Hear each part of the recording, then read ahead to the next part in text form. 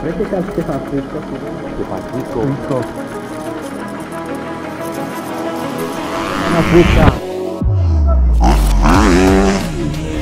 Dobrý deň, zdravím všetkých priateľov kvalitnej stavebnej mechanizácie. Volám sa Martin Krajňák, som obchodný zástupca firmy Norwit Slovakia a dnes máme takú špeciálnejšiu edíciu s našim ctenným hosťom Štefánom Svítkom. Ahoj, ahoj. Čau, vítaj. Znova si požičal od nás kubotu 8 tónovú, aj s rototiltom. Povedz, čo si s tým dokázal urobiť tu na tejto trati? Tak ako každý rok, vždycky dvakrát do roka si dávam do poriadku moju krosovú trať, čiže také väčšie úpravy. A tentokrát som potreboval aj ten rototilt kvôli tomu, že som robil prechod pre divákov kvôli bezpečnosti. Áno. A sme tam upodali tieto dokonca až 2,7 tónové panely, ktoré sme s týmto bagrom tam dali. Čiže bok až nebol taký problém, to je jasné, hej. Ale ten vrch a veľmi ťažké panely bol trochu problém, ale predsa sme to s touto 8-tónovou kubotkou zvládli.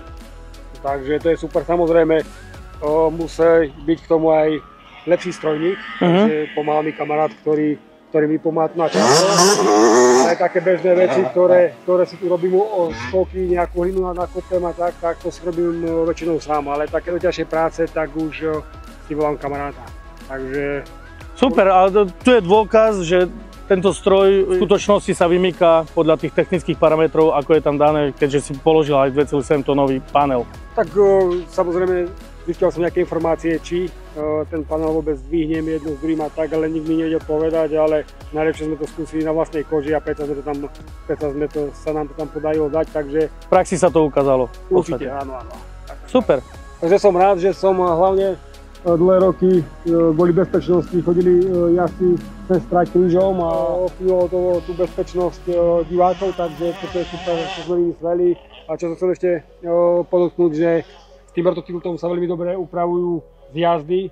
Ono to tak nevidno na videu, ale ten zjazd je fakt strmý a niektorí jazdci majú problém ho vínske zaprší, takže ten bager dokáže tým strmým zjazdom aj výjazdom vín zísť a tú hlinu si upraviť, takže...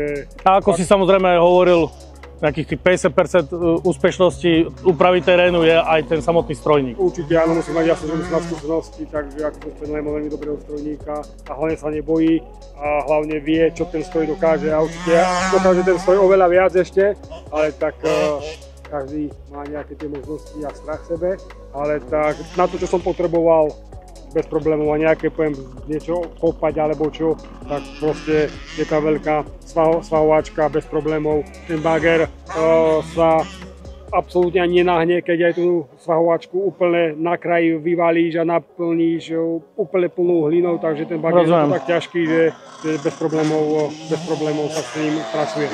Štefán, ako bolo náročné požičať si bager od Norwitu? Úplne jednoduché.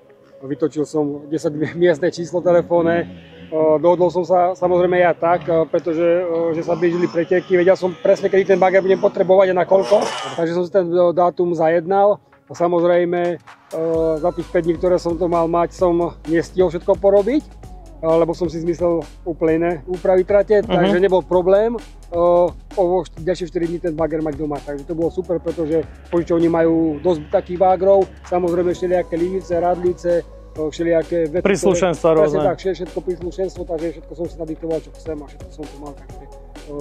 Čiže bolo to k tvojej spokojnosti? Tak určite. Samozrejme spoľahlivý bager, všetko nachystané, dotankovaný. Samozrejme, škoda, že ho dotankovaný musím vrátiť, ale...